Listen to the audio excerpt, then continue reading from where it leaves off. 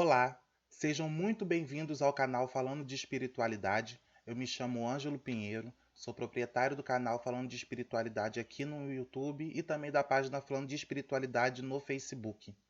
Hoje nós vamos conversar sobre a incorporação de pombogiras por homens ou por qualquer outro tipo de entidade feminina.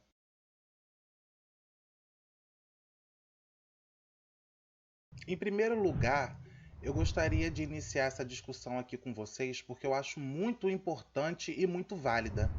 Porque até que ponto nós, os médiuns, os chamados cavalos, aparelhos, podemos influenciar na nossa incorporação?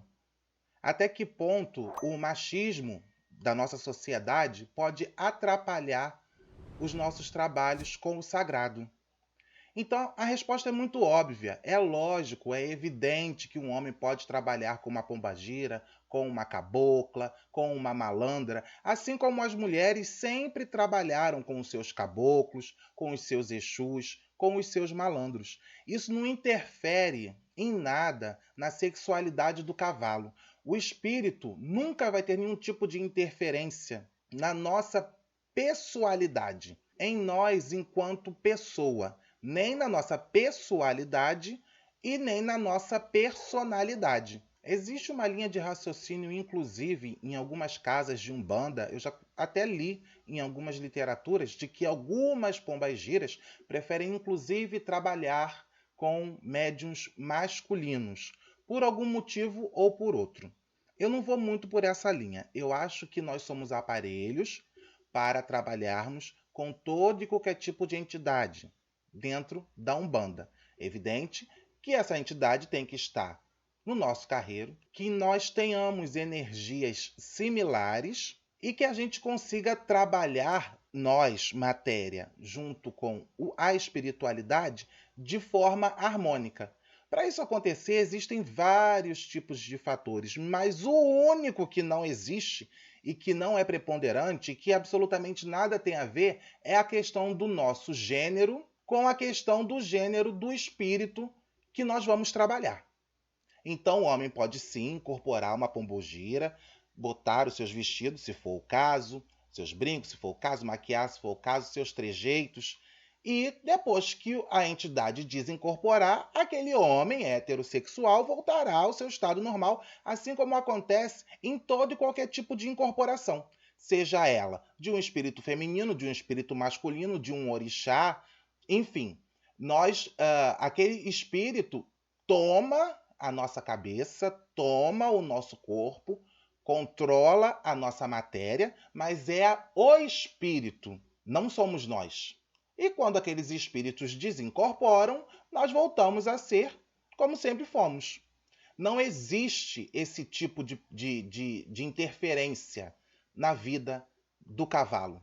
Então é importante que isso seja dito, porque com toda certeza existem falanges e falanges de pombogiras precisando trabalhar com seus médios e não conseguem. Por quê? Porque o médium não permite a sua incorporação, por ignorância, por falta de conhecimento ou por preconceito. Ou seja, se a gente se dispõe a estar num barracão, a ter uma linha de trabalho, a nos dedicarmos à espiritualidade, nós temos que quebrar muitos paradigmas que nós temos e que são estruturais, que já vêm conosco, mediante o nosso meio ambiente, a nossa cultura, e enfim. Só que quando você está numa casa de santo, muitas coisas você precisa mudar. Quem frequenta a casa de santo sabe disso. A gente pode ter uma cama muito confortável para a gente dormir na nossa casa, uma aguinha geladinha para a gente beber, uma comidinha maravilhosa, mas quando você está num barracão, você vai dormir na esteira, na zana, na decisa, no chão, não é? Você vai beber aquela água que todo mundo está bebendo, você vai comer a mesma comida que todo mundo está comendo. Então já existe toda uma mudança na nossa vida e uma adaptação a partir do momento que a gente entra num ilê, ou num terreiro, numa casa de santo. E uma delas também é uma mudança estrutural na nossa pessoa, não é? A gente não entra de uma forma numa casa de santo e sai da mesma forma. nós vamos mudar, nós vamos nos adaptar, nós vamos aprender. Nós estamos lá mormente para aprender. O preconceito, seja ele racial ou por gênero dentro da casa de santo, não é tão diferente quanto em outras religiões. Pode parecer que é, mas não é. Por quê? Porque esse preconceito já é enraizado. Nós às vezes não percebemos, mas nós carregamos esse preconceito conosco. E isso fica muito fácil de se observar exatamente nesses momentos. Existe também o chamado preconceito reverso, que as pessoas resolveram inventar, né? Então, você ouve dizer muitas das vezes que as negras da casa de santo não respeitam as brancas. Eu já ouvi falar nisso. É o cúmulo do absurdo. Mas não sei porque algumas pensam que tem uma história mais ligada ao culto africano ou qualquer coisa do gênero. Só que nós estamos no Brasil, meus amores. Nós somos miscigenados. Não existe branco, 100% branco no Brasil. Assim como são poucos os negros, quase, acho que hoje em dia quase nenhum. 100% negro no Brasil, 100% índio no Brasil. Há uma miscigenação. E todos nós carregamos essa ancestralidade. A ancestralidade está muito presente na cultura brasileira, está enraizada também. Então não é porque eu sou negro que eu vou ter uma africanidade maior do que um homem branco. Isso não existe. Isso é intrínseco.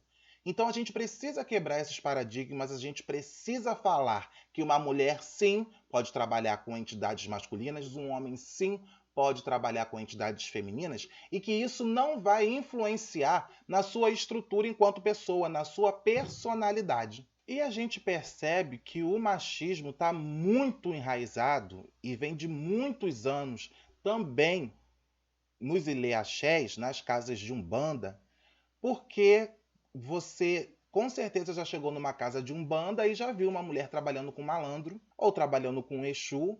Ninguém fala nada, ninguém contesta, ninguém se assusta, porque isso é normal, né? A mulher pode fazer esse tipo de coisa. Se você entra numa casa de santo e vê um homem heterossexual trabalhando com uma pombagira, você já ouve vários tipos de piadinhas. Inclusive dentro do próprio ilê-axé, eu já vi isso acontecer. Não é? De um irmão de santo que tinha uma pombagira incrível e ele nunca se permitiu trabalhar com ela, porque é homem hétero e ele achava aquilo um absurdo. Ou seja, existe esse tipo de pensamento. É muito raro a gente conseguir visualizar um homem heterossexual incorporado com uma pombagira. Isso até hoje acontece. Infelizmente, até hoje acontece. Então, a gente precisa estudar muito em relação a todos esses aspectos, porque isso atrapalha a nossa espiritualidade. Isso atrapalha o desenvolvimento espiritual daquela entidade que tem todo aquele laço conosco e que tem aquela função de prestar a caridade por nosso intermédio e atrapalha também a nossa evolução, que deixamos de nos evoluir espiritualmente devido ao preconceito. O preconceito não combina com espiritualidade, com caridade, com amor. Não combina. Não adianta a gente falar que combina porque não combina. Então, são certos paradigmas que também nós temos na nossa religião, porque nós gostamos de falar que nossa religião não tem paradigmas, não tem dogmas. Tem, lógico que tem, como todas têm. Só que os nossos são muito mais difíceis da gente conseguir resolver, porque não é só um estigma da religião, é um estigma do praticante. E aí como é que você explica? Como é que você vai dizer para um homem de 30 e poucos anos, heterossexual, pegador, né, como se diz, então você precisa dar passagem aí para sua pombagira, né, meu amor, porque ela quer trabalhar e você vai fazer o quê? Vai ficar aí com cara de pastel, olhando pro teto, porque você tem preconceito? Porque você julga que você pode se tornar afeminado devido a uma manifestação de um espírito? E aí, como que a gente resolve isso? Isso tem que ser posto em discussão também. Eu sou muito adepto das casas de santo que têm suas escolinhas próprias. Casa de santo tem que ter uma escolinha de ensinamentos. Principalmente porque as pessoas entram na religião sem saber exatamente nada. Não sabem o que é um Exu, não sabem o que é uma falange, não sabem o que é uma oferenda, não sabem para que são feitas as coisas. Isso, inclusive, devido ao egoísmo de alguns sacerdotes. Isso, graças a Deus, vem diminuindo. Os sacerdotes vêm entendendo que eles precisam passar mais informação, precisam passar mais conhecimento para os membros da sua casa. Porém, eles me parecem que alguns têm até um pouco de preguiça de reunir aqueles filhos de santo, ou até mesmo os filhos de santo não querem. Porque muitos filhos de santo vão para o centro espírita por obrigação, né? O dia que vai para o barracão, meu Deus, já tenho que ir para o barracão. Gente, religião não é isso. Vocês estão no lugar errado, vocês estão praticando a coisa de forma equivocada. Não é isso. Na verdade, ninguém é obrigado a nada. Agora, se você tem um compromisso, você tem que cumprir. E se te dão uma tarefa, você tem que fazer da melhor maneira possível, de coração e de peito abertos. Então, se você senta aqueles filhos de santo e você começa a discutir todos esses assuntos e vários outros de igual polêmica, mas de forma elucidativa, as pessoas começam a entender. E as próximas gerações já vão vir sem esses ranços, porque tem muitos ranços da nossa religião, da Umbanda, do Candomblé, do próprio kardecismo, que são instaurados e é de difícil remoção, não é? As pessoas já pensam como que no inconsciente coletivo, porque é desse jeito. Não, não é desse jeito. E se é, não tem que ser. E a gente tem que fazer com que seja diferente. Então eu queria também dizer aqui que é muito importante aos sacerdotes passarem esse tipo de conhecimento a seus filhos. Não brincarem, não debocharem, até porque santo é vento, não é? E a gente sabe, principalmente os sacerdotes, né? Não estou dizendo das pessoas que abrem uma casa de santo sem ter o menor tipo de conhecimento e sem ter nem aquele destino, porque isso também existe. Mas isso é assunto para outro vídeo. Então, sentar com esses filhos de santo, reunir esses filhos de santo, conversar, explicar, contar as histórias, passar informações, claro que aquelas que podem ser passadas, por isso que você fica 7 anos dentro de um preceito, não é? Para que nesses 7 anos você aprenda tudo que você pode aprender até os 7 anos e depois aprender mais. Ninguém fica 7 anos, porque eu tenho contando tempo para, pelo menos não deveria, né? Ficar 7 anos contando tempo para arriar comida. Já conheço alguns filhos de candomblé, principalmente, que tem essa questão de 1 ano, 3 anos, tem uns que dão 5, outros já vão para 7. Eu tenho que dar meu ano. Gente, vocês não têm que dar nada, vocês precisam aprender, vocês precisam estudar, vocês precisam vivenciar tudo que o axé tem para te passar, para que quando você se torne um ebome, você saiba pelo menos fazer o mínimo dentro de uma casa de santo, onde todos têm que ter as suas funções. As funções dentro da casa de santo devem ser divididas, não devem ficar em cima de uma pessoa só, principalmente porque você delimita o conhecimento, não é? E não é para isso que eu, Ângelo, acho que a religião é feita. Muito pelo contrário. Eu acho que todos têm que se ajudar. É um problema que existe dentro das casas de santo, que muitas pessoas não querem fazer nada e fica tudo para algumas. Isso também tem que ser mudado, só que isso também é outro assunto. Voltando ao nosso, o que eu queria dizer para vocês é que digam não ao preconceito, digam não à falta de conhecimento, não engulam aquilo que não te faz mais sentido. Nós somos outra sociedade, nós temos um outro tipo de cabeça, nós nos preocupamos em aprender. Então não é porque você é heterossexual macho alfa que você não pode trabalhar com a sua cabocla, com a sua preta velha ou mesmo com a sua pombogira. Assim como não é porque você é uma mulher super feminina que você não vai trabalhar com o seu Xangô bradando, com o seu Ogum bradando, com o seu caboclo pulando. Ou seja, nada tem a ver com a sua sexualidade. E também gostaria de dizer, já pelo outro lado, aos homossexuais que não é porque você é homossexual que você só tem entidades femininas, não é? Também tem muito isso.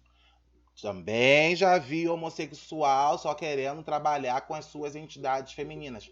Deixem a espiritualidade fluir. Isso é o mais importante. Estamos no barracão para prestar o amor, a paz e a caridade. Bom, o vídeo então hoje foi esse, foi um vídeo mais curtinho. Eu queria pedir para vocês curtirem, comentarem, compartilharem. Comentem sobre temas de vídeos, comentem sobre perguntas que vocês gostariam que eu respondesse, que eu vou fazer um vídeo somente com as perguntas de vocês futuramente. Se inscrevam no canal e axé!